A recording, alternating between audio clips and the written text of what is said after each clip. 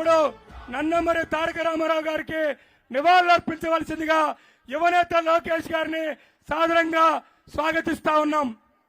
ఎన్టీఆర్ ఎన్టీఆర్ ఎన్టీఆర్ ఎన్టీఆర్ లోకేష్ గారి నాయకత్వం, లోకేష్ గారి నాయకత్వం.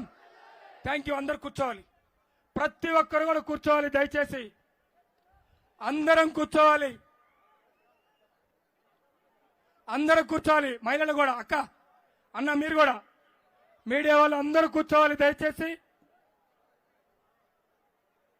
38 నియోజకవర్గాలలో శంఖారావం పూరించి నేడు అనంతపురం నియోజకవర్గంలో శంఖారావం పూరించి మనందరికీ దశ దిశ నిర్దేశించడానికి మన మధ్యలోకి వచ్చినటువంటి లోకేష్ గారికి స్వాగతిస్తూ ఈ కార్యక్రమాన్ని ముందుకు నడిపించవలసిందిగా ఇన్ఛార్జి గారైనటువంటి ప్రభాకర్ గారిని ఆహ్వానిస్తా ఉన్నాం.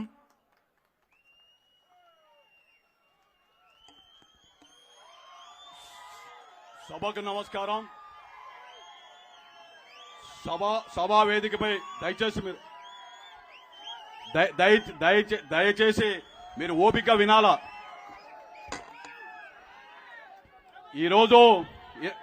ఈరోజు ఈ అనంతపురం నియోజకవర్గం ముఖ్య కేంద్రంలో అలుపెరగని యోధుడుగా ఈ రాష్ట్రాన్ని సుదీర్ఘకాలం పరిపాలించినటువంటి నారా చంద్రబాబు నాయుడు గారు తనయుడుగా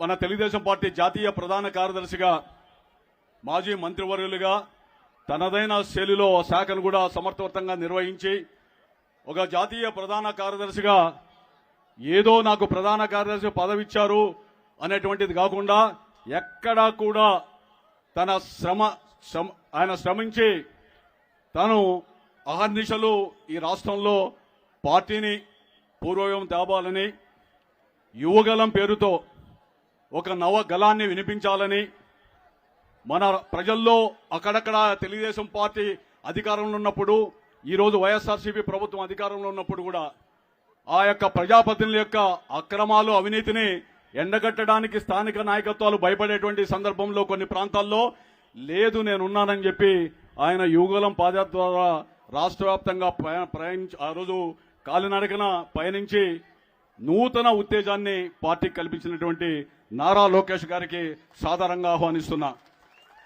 వైఎస్ఆర్సీపీ నాయకులు 7-10 వయసులో ఉన్నటువంటి చంద్రబాబు నాయుడు గారు మా వయస్సుకు సమానం కాదంటున్నారు. కానీ యువకుడిగా పనిచేసేటువంటి సందర్భంలో అవసరమైతే భవిష్యత్తులో ఒక యువనేతగా నీకు పోటీ తగలడానికి సిద్ధంగా ఉన్నా అని చెప్పి నారా లోకేష్ తన వ్యక్తిత్వాన్ని, తన యొక్క కష్టాన్ని చెమటనోడ్చి రాష్ట్రంలో భవిష్యత్తు ఆశాకిరణంగా కూడా ఆ పాదయాత్ర ద్వారా నిరూపించినటువంటి మనం గుర్తుపెట్టుకోవాల్సిన బాధ్యత పార్టీలో ఉన్నటువంటి కార్యకర్తలకి, నాయకులకి మన మీద ఉంది.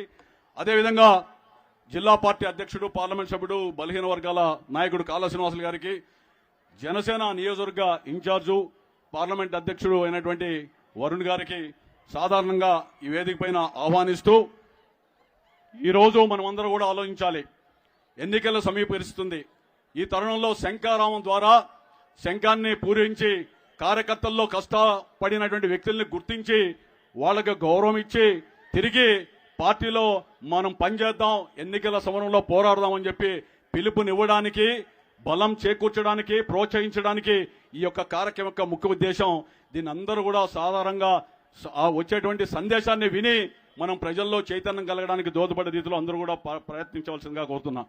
అదేవిధంగా జాతీయ ప్రధాన కార్యదర్శిగా లోకేష్ గారు ఇక్కడ రావడం ఒక మహద్భాగ్యంగా భావిస్తున్నా. దాని కారణం ఏంటంటే ఈరోజు అనంతపురం నియోజకవర్గం రాష్ట్ర రాజకీయాలు రెండింటినీ బేరీ చేసుకోవాల్సిన అవసరం ఉంది. ఒకప్పుడు 1978లో నారా చంద్రబాబు నాయుడు గారు శాసనసభకు ఎన్నికైతే ఆనాటి మర్రి చెన్నారెడ్డి ప్రభుత్వంలో మంత్రి పదవి కూడా ఇవ్వలేదు.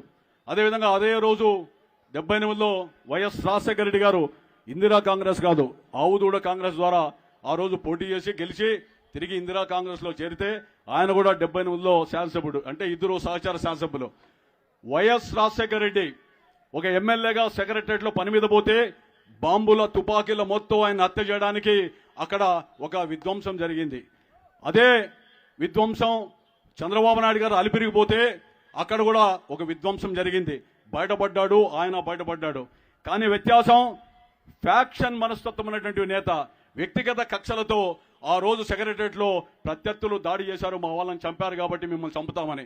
కానీ చంద్రబాబు నాయుడు గారు రాష్ట్ర శాంతి భద్రతలను కాపాడాలని ఒక నిబద్ధత కలిగినటువంటి నిజాయితీ కలిగినటువంటి రాజ్యాంగబద్ధంగా వచ్చినటువంటి అధికారాన్ని మనం రాజ్యాంగం ప్రకారం నడుచుకోవాలా, ప్రమాణ స్వీకారంలో రాగద్వేషాలకు అతీతంగా పనిచేస్తా, భయం లేకుండా పనిచేస్తానని చెప్పాడు. కాబట్టి ఆ రోజు కట్టుదిట్టంగా పోలీసు వ్యవస్థని ఆ రోజు నిర్మించి పరిపాలన సాగించినందుకు ప్రజల కోసం అలిపిరిలో ఆ రోజు బాంబ్ బ్లాస్ట్ లో ఆయన ప్రజల కోసం అన్నిటికీ సిద్ధమైనటువంటి వ్యత్యాసాన్ని మనం గమనించాలా. అదేవిధంగా రాజశేఖర రెడ్డి గారు ముఖ్యమంత్రిగా ఉన్నప్పుడు, అదేవిధంగా ప్రతిపక్ష నేతగా ఉన్నప్పుడు, చంద్రబాబు నాయుడు గారు ఉన్నప్పుడు కూడా వ్యత్యాసాన్ని మనం గమనించాలా, ప్రజలు చెప్పాలా.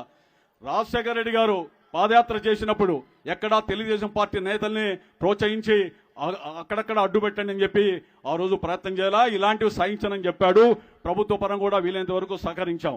అదేవిధంగా తన తనయుడు లోకేష్ బాబు మన తనయుడు జగన్మోహన్ రెడ్డి గారు పాదయాత్ర చేస్తే కూడా ఎక్కడే గాని ప్రభుత్వ పరంగా అడ్డంకులు చేయాల. అదే చంద్రబాబు నాయుడు గారు పాదయాత్ర చేసినప్పుడు ఎన్నో అడ్డంకులు వచ్చినా అధిగమించి ఆయన సాధించాడు. కానీ చంద్రబాబు నాయుడు కుమారుడిగా నారా లోకేష్ ఈ చరిత్ర సృష్టించాలని చెప్పి పాదయాత్ర నిర్వహించి ఎక్కడెక్కడ పోయినా కూడా అడుగడుగున అడ్డంకులు పెట్టడం, మరి అధికారాన్ని దుర్వినియోగం చేయడం మధ్య వ్యత్యాసాన్ని కూడా గమనించాలా. జగన్మోహన్ రెడ్డి గారి పాదయాత్ర దశల వారి అంచెంచెలుగా చేసిన పాదయాత్ర.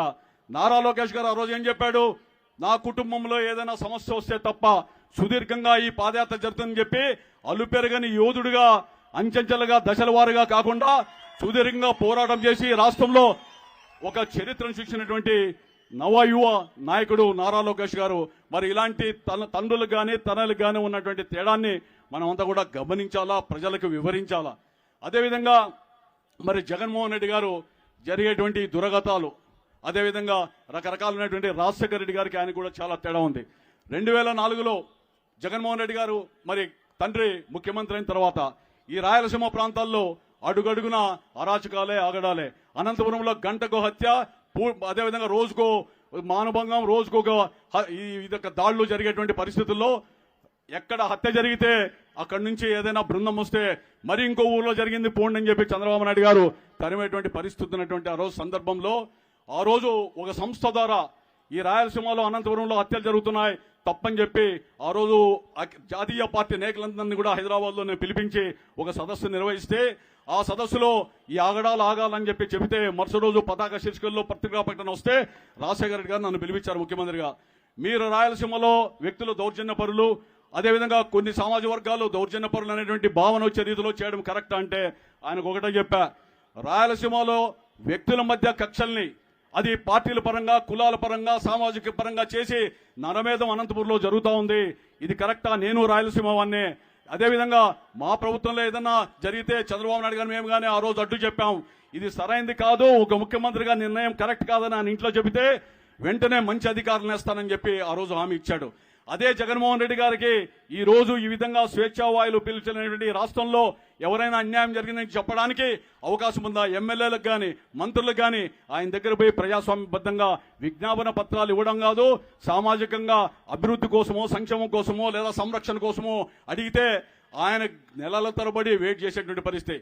175 మంది శాసనసభ్యుల్లో 150 మంది ఉన్నటువంటి వ్యక్తులు ఎంతమంది 5 ఏళ్లలో రాజశేఖర రెడ్డి గారి ప్రభుత్వంలో ఉన్నటువంటి ఎమ్మెల్యేలు కావచ్చు, ఈ రోజు జగన్మోహన్ రెడ్డి ప్రభుత్వంలో ఉన్నటువంటి అనుభవం ఉన్న వ్యక్తులు కాదు.